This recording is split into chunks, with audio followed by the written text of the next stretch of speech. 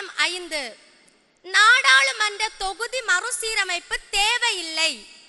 நாடாளுமன்ற தொகுதி மறுசீரமைப்பு செய்யும் போது வட மாநிலங்களில் தொகுதிகளின் எண்ணிக்கை பல மடங்கு உயரும் என்றும், தமிழ்நாடு உள்ளிட்ட தென் மாநிலங்களில் தொகுதிகளின் எண்ணிக்கை சரியும் என்றும் தகவல்கள் வெளியாகியுள்ளன.